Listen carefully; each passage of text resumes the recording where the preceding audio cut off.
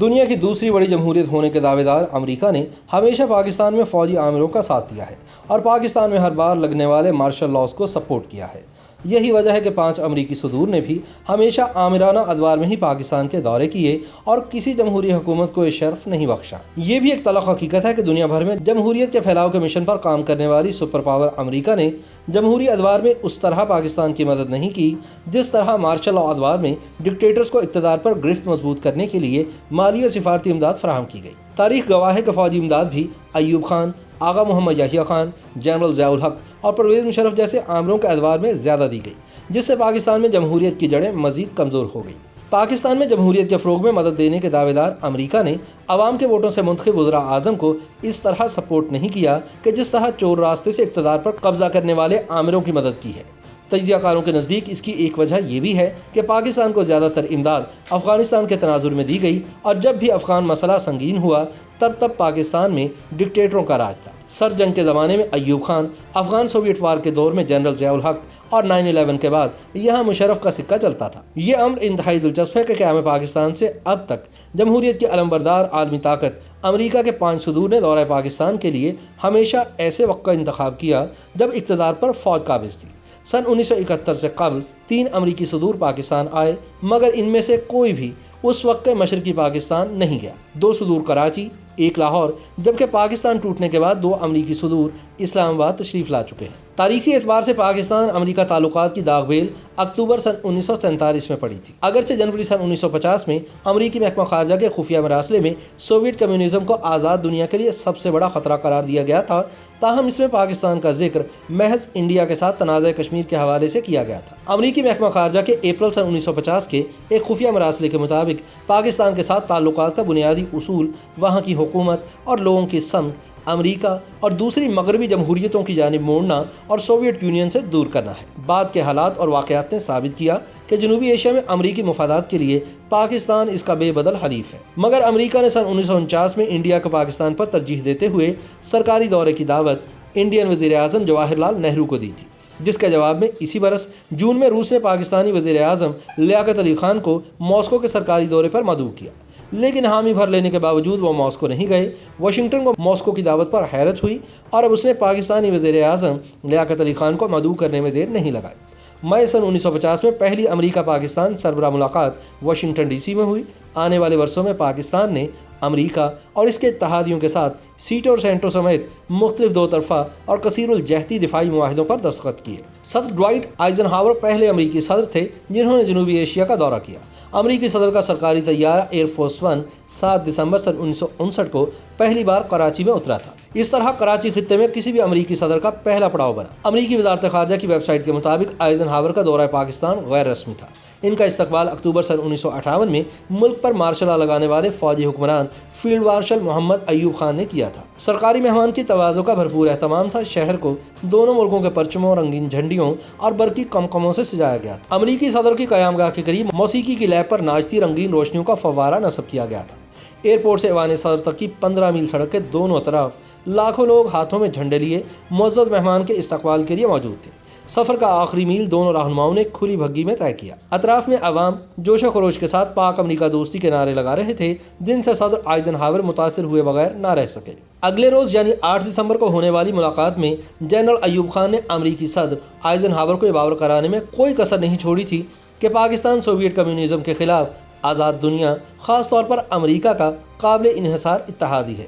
انہوں نے امریکی صدر سے مختلف نوع ہتھیاروں اور اسلحے کی فراہمی پر زور دیا اور مسئلہ کشمیر کے حل کے لیے امریکی کردار کی ضرورت پر بھی زور دیا۔ امریکی حکومت کی جانب سے بعد میں سرکاری طور پر منظر عام پر لائی گئی ردعات کے مطابق اس اجلاس میں جنرل ایوب نے امریکی صدر سے کہا تھا کہ افغانستان کے شاہ ظاہر شاہ کو سوویت یونین کے منصوبوں کے بارے میں خبردار کرے۔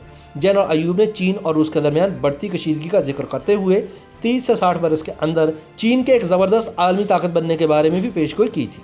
سن 1953 سے سن 1961 کے درمیان امریکہ نے پاکستان کو $500 ملین سے زیادہ کی امداد دی۔ انڈین وزیر اعظم جواہر لال نہرو اس پر شاکی تھے، مگر صدر آئزن ہاور نے انہیں یقین دہانی کروائی تھی کہ پاکستان کو دیا جانے والا اسلحہ انڈیا کے خلاف ہرگز استعمال نہیں ہوگا۔ 23 ستمبر سن 1967 کو صدر لنڈن بی جانسن کا طیارہ تیل بھروانے کے لیے کراچی ایئرپورٹ پر محض 1 گھنٹے کے لیے رکا تھا۔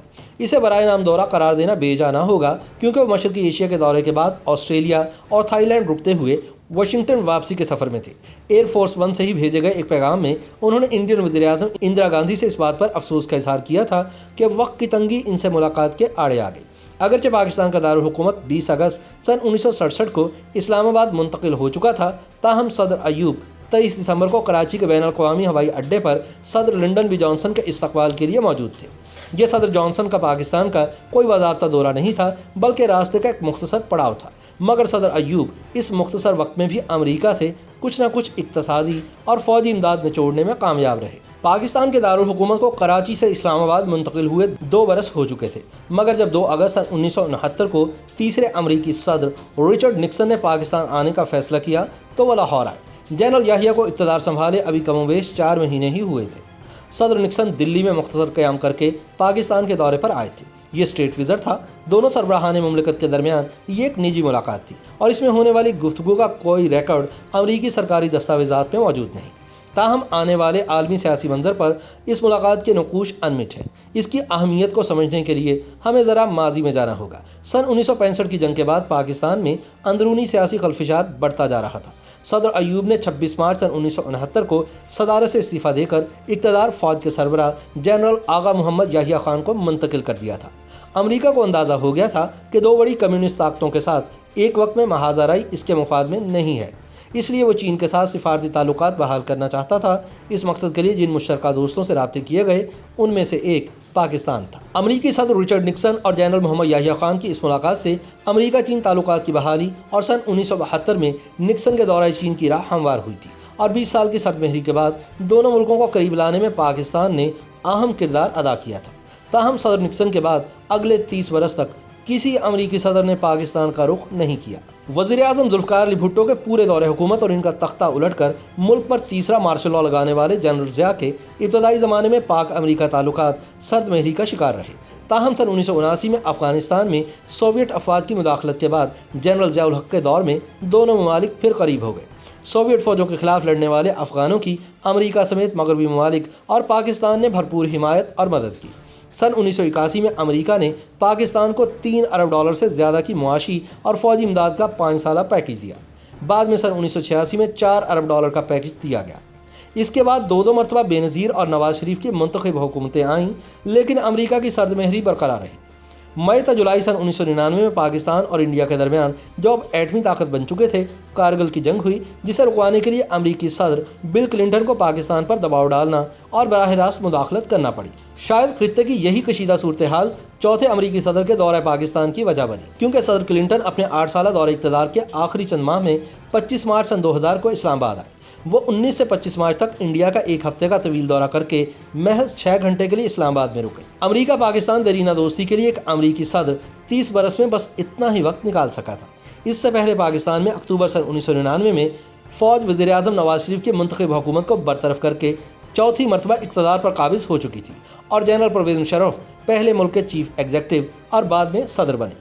صدر کلنٹن نے اس وقت کے صدر رفیق تارڑ اور chief executive general Pervez Musharraf سے ملاقات کی اور ریڈیو ٹیلی ویژن پر پاکستانی عوام سے براہ راست مخاطب بھی ہوئے۔ دلچسپ بات یہ ہے کہ جمہوریت کی اہمیت اور مسئلہ کشمیر پر بات کرتے ہوئے 2 مختلف مواقع پر انہوں نے جنرل مشرف کا نام تو لیا، مگر سویلین صدر رفیق تارڑ کا نام پوری تقریر میں ایک بار بھی نہیں آیا۔ کہا جاتا ہے کہ صدر کلنٹن نے جنرل مشرف سے کہا تھا کہ اگر پاکستان القاعدہ کے سربراہ اسامہ بن لادن کو گرفتار کر کے امریکہ کے حوالے کر دے تو ان کا ملک پاکستان کو زبردست معاشی پیکج دے گا۔ صدر کلنٹن کے دورے کے 1.5 برس بعد 9/11 پیش آیا۔ امریکہ نے اس کی ذمہ داری افغانستان میں مقیم القاعدہ کے سربراہ اسامہ بن لادن پر عائد کرتے ہوئے طالبان حکومت سے ان کی حوالگی کا مطالبہ کر دیا۔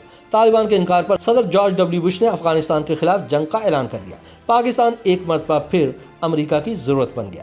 جنرل مشرف کی حکومت نے 180 درجے کا پلٹا کھاتے ہوئے طالبان حکومت سے تمام روابط ختم اور دہشت گردی کے خلاف امریکہ کی مبینہ جنگ میں ساتھ دینے کا فیصلہ کیا۔ جواب میں صدر بش نے 22 ستمبر سن 2001 کو پاکستان پر کئی برسوں سے عائد اقتصادی پابندیاں اٹھا دیں۔ پاکستان میں ڈالر کی ریل پیل شروع ہو گئی۔ افغانستان میں غیر ملکی افواج کے لیے رسد اور ترقیاتی کاموں کے لیے خام مال پاکستان سے جانے لگا۔ اس دوران صدر جارج ڈبلیو بش 3 تا 4 مارچ سن 2006 کو اسلام آباد آئے۔ اپنے پیشروؤں کی طرح وہ بھی انڈیا سے ہوتے ہوئے آتے تھے۔ सदर बाराक ओबामा सन 2010 और सन 2015 में 2 बार 3-3 दिन के लिए दिल्ली गए मगर पाकिस्तान नहीं आए। इनके दौर में अमेरिका पाकिस्तान ताल्लुकात में गर्मजोशी ख़त्म हो चुकी थी और ये तासुर पुख्ता हो चुका था कि पाकिस्तान अफ़गानिस्तान में डबल गेम खेल रहा है, यानी एक तरफ वो तालिबान के ख़िलाफ़ अमेरिका का इत्तेहादी है मगर दूसरी जानिब बाज़ हल्के जिनमें बाज़ साबिक फ़ौजी भी शामिल हैं तालिबान की मदद और हिमायत कर रहे हैं। मौजूदा सूरत हाल ये है कि अमरीकी सदर डोनाल्ड ट्रंप ने जुलाई सन 2019 में वज़ीर-ए-आज़म इमरान खान के दौरा वाशिंगटन के दौरान इनकी दावत कबूल करते हुए पाकिस्तान आने का वादा कर रखा है, मगर जाहिर है कि इसके अमली शक्ल इख्तियार करने का इन्हिसार हमेशा की तरह इस बात पर होगा कि अमरीका को पाकिस्तान की कितनी ज़रूरत है, क्योंकि बैनुल-अक़वामी सफारतकारी में दो तरफ़ा ताल्लुकात की सतह मुल्की मफादात ही तय करते हैं। जज्बा खैर सगाली और देरीना दोस्ती के हवाले महज ज़ेब दास्तां के लिए ही होते हैं। YouTube पर गूगली न्यूज देखने के लिए youtube.com की सर्च बार में गूगली न्यूज टीवी टाइप करें। गूगली न्यूज के पेज पर सुर्ख रंग के सब्सक्रिप्शन वाले बटन पर क्लिक करना ना भूलिए। YouTube पेज पर अपलोड होने वाली वीडियोस से बाखबर रहने के लिए बेल आइकन पर क्लिक कीजिए। आपको हर नई वीडियो के बारे में नोटिफिकेशन मौसूल हो जाएगा।